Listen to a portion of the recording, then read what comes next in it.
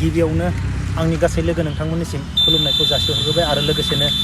खेबसेबाव जय हिन्द आसा खालामो गासै आंनि लोगो नोंथांमोना मोजाङैनो दङ आरो गावबा गावनि थांखिखौ होसोनानै खामानि मावगासिनो दङ होननानै दिनै आंजों आंनि इउटुब चेनेलाव सासे जोंनि बर' हारिनि गेजेराव बर'नि थाखाय बर' हारिनि डेभेलपनि थाखाय ओरैबायदि खामानि मावनो नाजागासिनो दङ गावनि टाइम गावनि बेसेन गोसा समखौ गावनि गथ'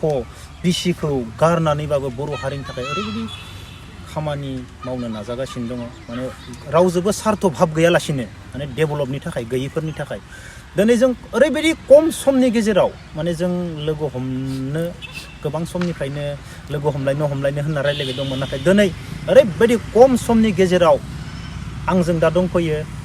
देरहासार इस्लारि दा आङो आंनि इउटुब चेनेलाव आरो आंनि इउटुब चेनेलनि गासै लोगो नोंथांमोननि जानानै आं देरहासार इस्लारि ब्र'खौ आं गांसे आर'नाइजों बरायना लानोसै थेंक इउ लोगोफोर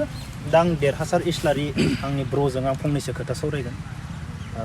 बे खोथाखौ सावरायनायनि आगोलावनो आङो मोनसे प्रुफ होग्रोगोन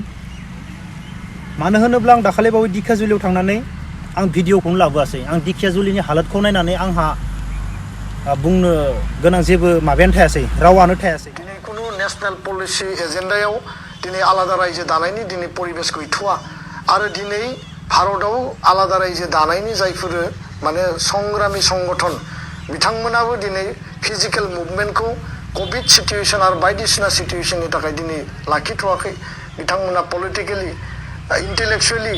आरो जायफोर ससियेल एक्टिभिस्ट दङ बै संगठनफोरनि दैदेनगिरि दङ मिडिया पेपार कागजनि गेजेरजों बिथांमोना गावबा गावनि प्रेसारखौ दिनै लाखिदों आरो दुलाराय लोगोफोर ओरैबायदि दुखुनांथाव बाथ्रा बुंदों जोंहा बिथां दिपेन बर'ना टाइटेला ओरैबायदि दुखुनांथाव बाथ्रा बुंदों दिनै दिखियाजुलिनि मानसिफोरखौ नायनानै बिसोरोथ' दिखियाजुलियाव मोनसे समाव थाङोमोन दिनैनि दिनाव दिखियाजुलियाव थाङाखै होनना दिखियाजुलिनि मानसिया आंखौ बुंहरबावदों मोनसे समाव जोंनाव खनसेल' फैयोमोन दिनैनि दिनाव जोंनाव सासे गैया होनना बुंहरबावदों अब्ला इसे बुजायनानै होदो दा गिबियावनो जेम्स ब्रादारनि चेनेलाव नायगिरि गासैबो रायजो राजानिसिम आंनि गोसो गोरबोनिफ्राय गोजोननायखौ जासिहरग्रोनाय जाबाय आङो दिनै स्पेसियेलि बे बाथ्राखौ आंबो नायदों आरो नुबोदों बेवहाय आङो गोबांथार स्टाडि खालामबाय थाबोदों आरो स्टाडि खालामनानै बिथाङा बबे एंगेलनिफ्राय बा बबे साइडनिफ्राय बे बाथ्राखौ बुंनाय जादों बेखौ आङो गोबाव समनिफ्राय स्टाडि खालामबोबाय थादोंमोन नाथाय आङो दिनैसिमाव स्टाडि खालामै आङो दासिमाव मोनफैनो हादोंदि बियो नेगेटिभ मोनसे लाइनजोंसो बियो बुंलांनायखौ आङो नुनो मोन्दों आरो दा दिपेन बर' सारा जि बाथ्राखौ बुंदों बे बाथ्राखौ बै समाव जे BPFनि गाहाय हाग्रामा महिलारि साराबो बै समाव दिनैनि दिनाव बर'लेण्डआ जाथ'वा बे बाथ्राखौ बुंदोंमोन नाथाय बै समाव जेब्ला बिथाङा बुंदोंमोन अब्ला बै व्यक्तिफोरानो बिनि बाथ्रानि सायाव गोबांथार काउन्टार होबोदोंमोन नाथाय दिनैनि दिनावहाय आङो नुनो मोनबाय जे जोंनि अल बड' स्टुडेन्ट इउनियननि जे दैदेनगिरि बिथांनि खुगानिफ्रायनो जे जोङो बे बाथ्राखौ खोनानो मोनबाय बियो जोबोद दुखुनांथाव समस्त बर' रायजो राजाफोरनि थाखाय आरो गुबुनफोरा माबायदि सानो आङो बेखौ बुंनो रोङा नाथाय आंनि साइडनिफ्राय आं बेखौनो सानो जे बिथांनि बुंनाया आंनि साइडनिफ्राय 100% गोरोन्थियानो जादों आरो आं बेखौनो बुजिनानै लाबाय आं फंनैसो खोथा सोंबावगोन दिनै मास मोनथामाव 3 मान्थआव उल्फा अखमाव उल्फा ना अखम सादिनता ना अखम सादिन लागे जयाय अखम होनना बुङो दिनै मास मोनथामाव एसामिसफोरा 130 जन उल्फायाव जइन जाहैदों 3 पुलिस नागारनानै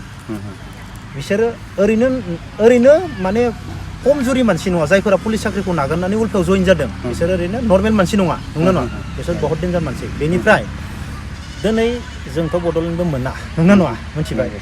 ओमफ्राय अखमा मोनसे मा अखम सादिननि थाखाय मोनसे मा इसोर पिस मायबा रायलायबाय दङ जों निउसाव नुनो मोन्दों रायलायबाय दङब्ला बिसोरनि जाय अखम सादिन जोंनो अखमखौ सादिन नांगौ होननानै बुंग्रा बैयो अखमखौ सालायफैयोब्ला नंगौना नङा दिनैनि दिनाव बिसोरो मानो इसेबां जमा जइन जादों माबा मोनसेथ' माबा दङ नंगौना नङा दिनै बै मानसिया अखमखौ सादिन नांगौ होननाया अखमा होनबाय जेनेबा सालायथोसै नंगौना नङा अब्लानो जों बर' हारिया मा जागोन दा जों बड'लेण्डबो मोनला होनना लिडारानो बुंबाय होमबा जों अखमाव बै अखम सादिना सालायबाय जोंहाथ' हायानो गैला जोंथ' अखमनि आन्दारावनोखा दाबो जों अखमनि आन्दारावनो आरो बड'लेण्डबो मोनला होनबाय आरो बै मानसिया सालायबावोब्ला जों मा हालोदाव जागोन दा आंनि साइडनिफ्राय आं बेखौनो बुंनो सानो जे जोंनि गासिबो दल संगठना दिनैनि दिनाव बै जे जोंनि आल्फा सादिन होननानै जोङो मोनथिनो मोनो बिथांमोननियावहाय जे जइन जाहैनाय बिथांमोना गावसिनि संगठनखौहाय माने गोख्रोंनिफ्राय गोख्रोंसिन बानायबोगासिनो दङ दिनैनि दिनाव जोंनि जिखिनि दा अल बड' स्टुडेन्ट इउनियननिफ्राय लाना बिभिन्न रोखोम आफादफोर जोंनियाबो दासिमाव दङ दा बिथांमोनाबो जुदि जोंनि बर' हारिनि माखासे थामोनथाखौ लानानै बा जोंनि मोन्थायखौ लानानै गोख्रोंथि गैयालासिनो हान्थिलांबाय थायोब्ला लोरबाङै हान्थिलांबाय थायोब्ला सानसेनि समाव जे आल्फाफोरा आसामाव सादिन खालामफैगोन अब्ला जोंनियाव बियो अट'मेटिकलि जोबनानै थांखागोन आरो बेवहाय जोंनि बर' हारिनि थाखाय जेबोआनो थाहैनाय नङा आङो बेखौ नुहुरो आरो बेनिखायनो आंनि साइडनिफ्राय आङो स्पेसियेलि बेखौनो खावलायहरनो सानो जेसेबांनाखि संकसनिफ्राय लानानै सदियासिम जोंनि इन्टेलेक्सुयेलफोर दङ आरो बिथांमोना दिनैसिमाव आफादफोरखौबो सालायबोगासिनो दङ बिथांमोना जुदि गोख्रोङै सालायबोयोब्ला फैबाय थानाय समफोरावहाय हयथ'बा जोङो बेफोरनिफ्राय रैखाथिखौ मोननो हागोन आरो इयुन जोंनि फैबाय थानाय जेनेरेसन उन जोलै बिथांमोननो जोङो माबा मोनसेखौ खालामना होलांनो हागोन आङो बेखौ सानो आरो आङो सानफ्रोमबो आंनि इउटुबाव एडभान्सखौसो बुङो दिनैनिबो बे बाथ्राया बेसेबा एडभान्सखौसो सानहरदों आं मानो होनबा जों दिनै बर'आ जोंथ' बर' लिडारफोरा खौसे गैया नंगौना नङा अब्ला खौसेबो गैखाया बेनि गेजेराव आसामनि उल्फाफोरा आसाम सादिन बिसोर सालायबा जोंहा बर'आ मा थागोन नंगौना नङा अब्ला जोंनियाव बर' हारिनि गेजेराव जायफोरा पलिटिक्सआव गिदिंनानै गिदिराथ' गिदिर अखम सादिन सालायबाबो बिसोरो धोनियानो जाखासिगोन नाथाय जों गोरिबा मा जागोन जों गोरिबा मा जागोन ना जोंथ' गोरिबा सेसखा मानो होनबा जोंखौ अखम सादिन सालायनाय लोगो लोगो बर' जोंनि आन्दाराव दङ ट्राइबेल बर'ल' नङा टटेल माबायानो जोंनि आन्दाराव दङ जोंहाथ' बड'लेण्ड बिनो हानाय बे समाव जों अखमनियाव बिनो हागोन नामा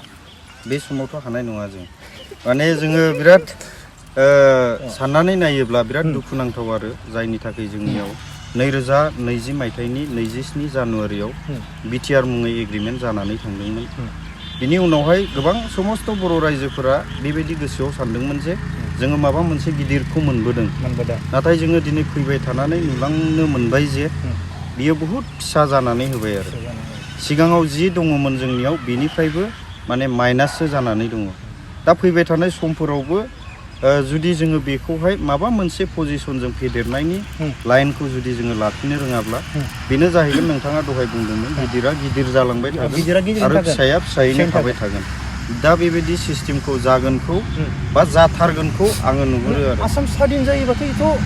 जोंलाय मा होनबावना जों दा फैनो गोनां जों मानो फैनो गोनांखौ सावरायदों मानो होनबा जोंनि इयुन जों उननिखौसो नायदो जोंनि फिसा फिसौ जोंनि फिसा आरो गामिनि उन्दै फैनो गोनांखौसो जों नायनानै बे खोथाखौ सावरायनाय जादों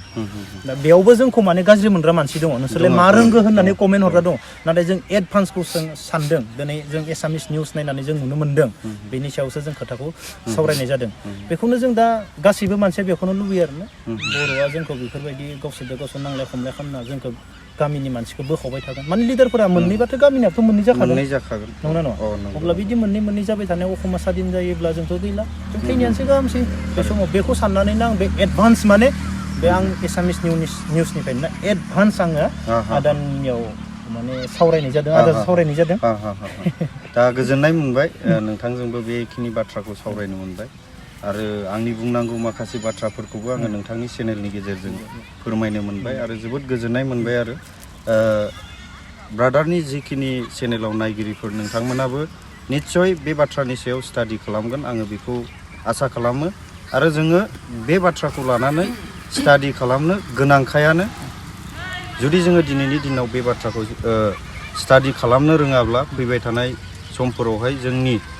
बर'लेण्डआ मोनसे खोमसि पजिसनावहाय बियो फैगोन आङो बेखौ नुहुरनानै दं आरो एडभान्सै जे ब्रादारा आंनियाव बे बाथ्राखौ सोंबाय आङो नोंथांनियावबो रोजा रोजा गोजोननाय थाबाय आरो अब्ला दिनैनि भिडिअखौ बेखिनियावनो दोनथ'नोसै गासै आंनि लोगो नोंथांमोननिसिम खेबसेबाव जय हिन्द